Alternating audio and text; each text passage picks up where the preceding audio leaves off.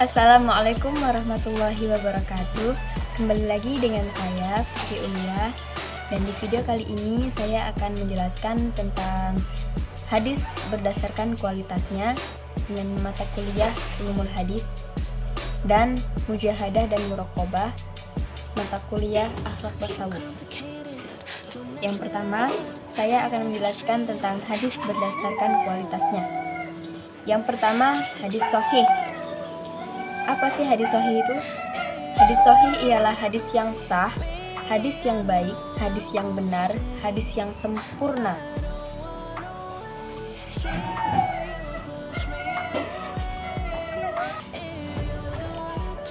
Jadi bisa dikatakan, hadis sahih itu ialah hadis yang sanadnya bersambung, perawinya adil, perawinya bersifat dhabit atau hafalannya benar-benar kuat, matanya tidak syaz atau terdapat kejanggalan, dan juga matanya tidak mengandung ilat atau kecacatan. Hadis sahih dibagi menjadi dua, yaitu sahih li dzatihi atau yaitu hadis sahih yang benar-benar sahih dari sanadnya, yang benar-benar memang sahih dan sudah memenuhi syarat yang 5 tadi. Yang kedua, sahih li ghairihi. Sahih li ghairihi ini dibantu dengan keterangan tertentu karena awalnya memiliki kelemahan pada aspek kedobitan perawinya. Yang kedua yaitu hadis hasan. Hadis hasan ialah hadis yang sanadnya bersambung, perawinya adil, namun memiliki sedikit kelemahan dalam kedobitan perawinya, matanya tidak syaz atau memiliki kejanggalan, juga tidak mengandung ilat atau kecacatan.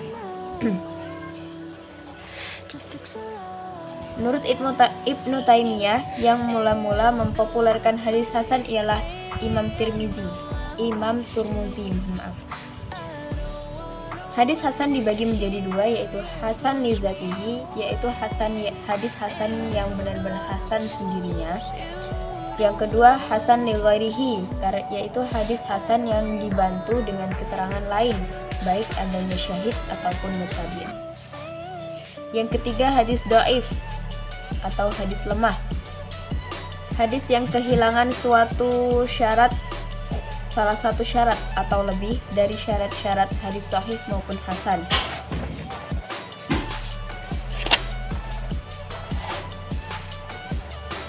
Jadi hadis dhaif ini memiliki dua pembagian, yaitu dhaif dari perawinya, juga dhaif dari matanya. Lalu apakah perbedaan dari semuanya itu?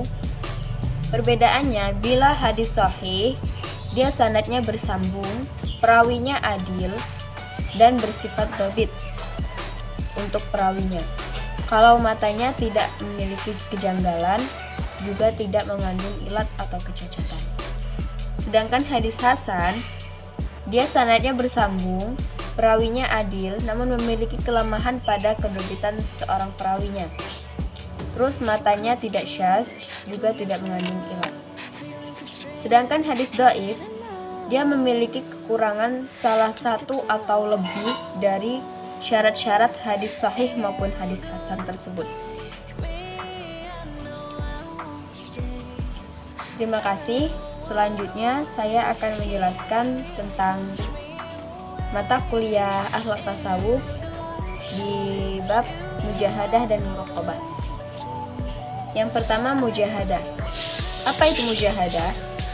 Di kalangan para sholihin dikenal dengan sebuah metode. Bagaimana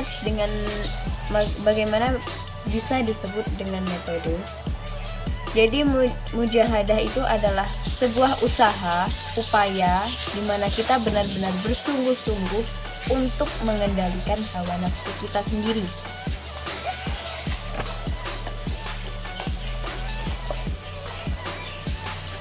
Dengan demikian, mujahadah merupakan tindakan perlawanan terhadap hawa nafsu, sebagaimana usaha memerangi semua sifat dan perilaku buruk yang ditimbulkan oleh nafsu amarahnya. Kemudian muraqabah. Apa itu muraqabah? Dalam makna harfiah berarti awas mengawasi atau saling mengawasi. Secara bahasa, muraqabah mengandung makna senantiasa mengamati tujuan atau menantikan sesuatu dengan penuh perhatian atau mawas diri. Sedangkan menurut terminologi berarti melestarikan pengamatan kepada Allah Subhanahu wa taala dengan hatinya, dalam arti terus-menerus kesadaran seorang hamba atas pengawasan Allah Subhanahu wa taala terhadap semua keadaannya. Dalam pandangan Imam Qushairi, keadaan atau kesadaran seseorang meyakini sepenuh hati bahwa Allah selalu melihat dan mengawasi kita. Tuhan mengetahui seluruh gerak-gerik kita dan bahkan segala yang terlintas dalam hati diketahui oleh Allah. Jadi maksudnya muraqabah ini adalah keadaan atau kesadaran kita di mana kita tahu bahwa Allah selalu mengawasi kita. Apapun yang terdapat dalam pikiran, gerakan kita, perilaku kita sehari-hari maupun yang ada di dalam hati. Berikut tingkatan muraqabah. Yang pertama itu muraqabatul qalbi, yaitu selalu waspada dan selalu diperingatkan agar tidak keluar dari kebersamaannya dengan Allah. Jadi hati kita itu selalu mengingat Allah, terpaut kepada Allah sehingga dapat mengendalikan apa yang kita lakukan. Yang kedua muraqabatur ruhi, kewaspadaan dan peringatan terhadap ruh agar selalu dalam pengawasan dan pengintaian Allah. Jadi ruh kita itu sudah benar-benar dikendalikan kepada Allah.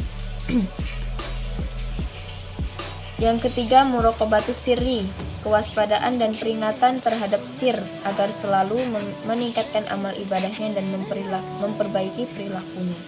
Inilah tingkatan tertinggi dari tingkatan muraqabah tadi. Jadi di mana hati kita sudah terpaut kepada Allah, mencapai muraqabatul qalbi, kemudian muraqabatul ruhi di mana kita merasa ruh kita benar-benar dikendalikan oleh Allah. Kemudian muraqabatus sirri. Muraqabatus sirri ini kita selalu berpikir untuk meningkatkan tingkatan ibadah kita. Itu saja yang dapat saya sampaikan pada video kali ini. Lebih dan kurangnya saya mohon maaf. Kepada Allah saya mohon ampun. Dan ini juga saya masih dalam proses belajar. Mohon teman-teman dapat memahaminya. Semoga bermanfaat. Assalamualaikum warahmatullahi wabarakatuh.